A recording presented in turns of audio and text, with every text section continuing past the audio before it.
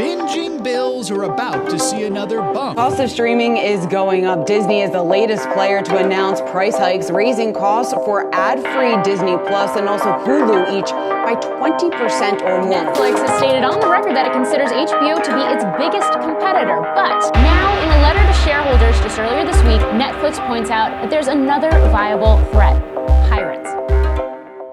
Once upon a time, streaming piracy. It was the dawn of a new digital age, an age where the world's entertainment finally lived in one place. For the first time, watching movies online didn't feel like breaking the law. It felt easy, accessible, almost moral. In the early 2000s, Netflix wasn't just a company. It was a revolution. $8 a month, thousands of movies and shows, instant access. No viruses, no shady websites, no guilt. It was the first time convenience had beaten piracy at its own game. Because before Netflix, the internet was a wild west. Torrent sites like LimeWire, Kick-Ass Torrents, and the Pirate Bay ruled the web. Movies were shared through magnet links and zip files, passed around like digital contraband, and yet people downloaded them anyway. Not out of malice, but out of necessity. The problem was never that people wanted to steal, it was that studios made it impossible to watch things illegally, conveniently, or affordably. Then, Netflix changed everything. It unified what was once scattered. It gave people a single key to an entire world of content. And for a while, it worked. Piracy rates dropped to record lows. Analysts declared the death of illegal downloading. Cable television began to crumble under its own weight. It seemed like the entertainment industry had finally learned its lesson. Make it easy, make it fair, and people will gladly pay. For a brief, golden moment, the internet felt free, but good ideas rarely stay pure for long. The corporations that once ignored streaming suddenly saw dollar signs. Hollywood studios, cable networks, and tech giants all wanting a piece of the pie. It started small. HBO launched its own app, then Disney announced Disney Plus, then came Peacock, Paramount Plus, Discovery, Apple, Amazon Prime Video, Hulu, Crunchyroll, Max. Every company promised the same thing: we'll be the new home of everything you love. But in their obsession with control, they forgot why people loved streaming in the first place. Simplicity. Suddenly, everything was split apart again. Your favorite sitcom was on one app, your favorite movie on another. A new show meant a new subscription, a new password, a new bill. Streaming was no longer a revolution. It was cable reinvented, and it got worse. As competition grew, the catalog shrank. Netflix lost The Office, Friends, Harry Potter, Star Wars, and nearly everything that once made it essential. The companies that had once sold their content to Netflix now hoarded it for themselves. The result? A landscape of fragmented, overlapping, and overpriced services, each charging more, giving less. In trying to destroy Netflix, every company accidentally destroyed the very idea of streaming itself.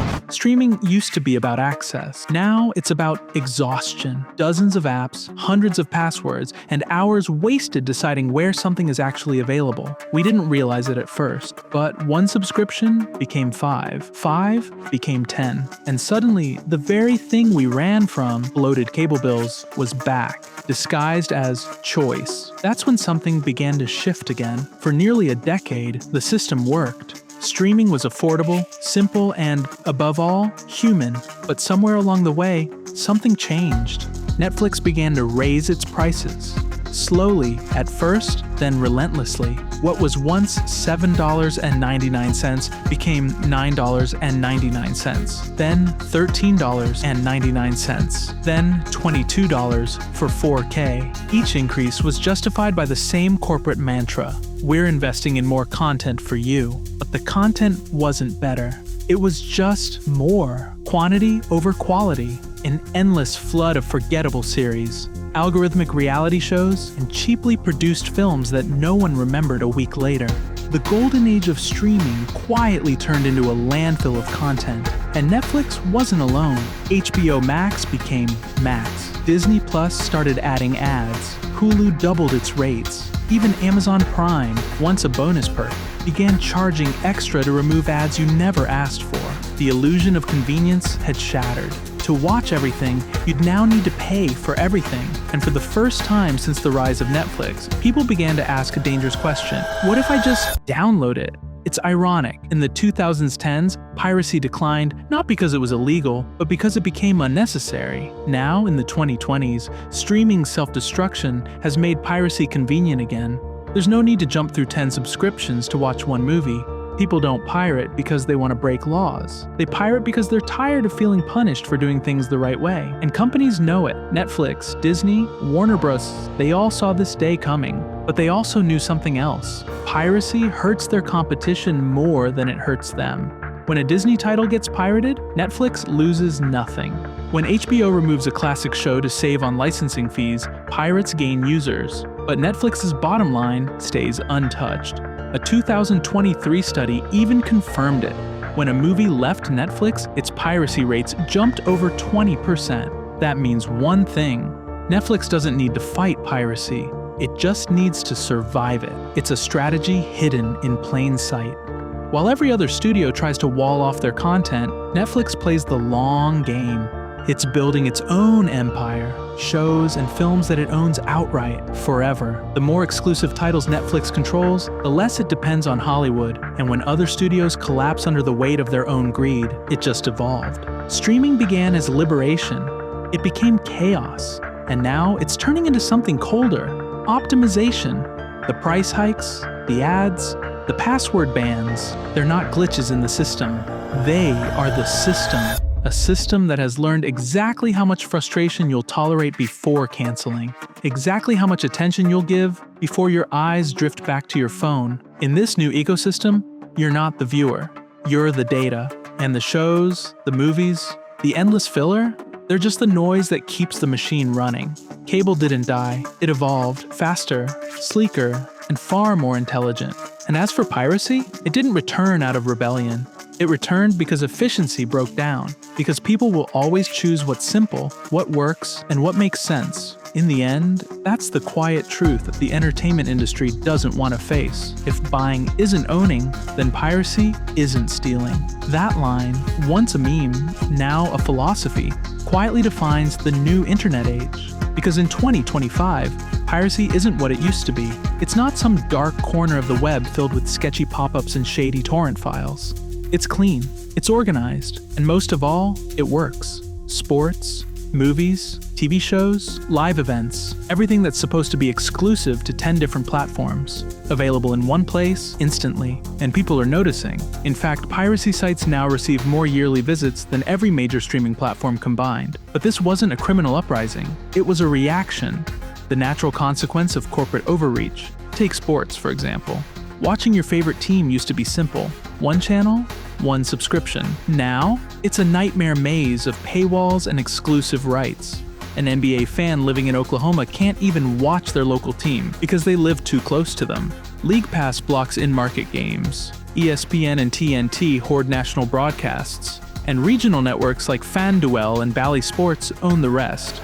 To watch every game legally, you'd need Hulu Live, YouTube TV, Sling, Peacock, Prime Video, and a local cable package. Total cost? Around $90 per month. All that just to see the games happening in your own city. Or you could open a single free website, click the stream, and watch instantly. No restrictions, no blackouts, no 7-app labyrinth. The irony? That's exactly what streaming was supposed to solve in the first place. We've reached a point where paying doesn't even guarantee access. Netflix's ad tier, for example, blocks 138 movies and series entirely, titles you simply cannot watch, even though you're a subscriber. Want to see Spider-Man or Boys in the Hood? Too bad. Wrong tier. It's no longer about paying, it's about paying correctly. Wrong region, wrong plan, wrong month. And suddenly, your unlimited subscription feels like a locked door. Every major streamer now has some form of restriction. Disney's cutting features from their basic tier.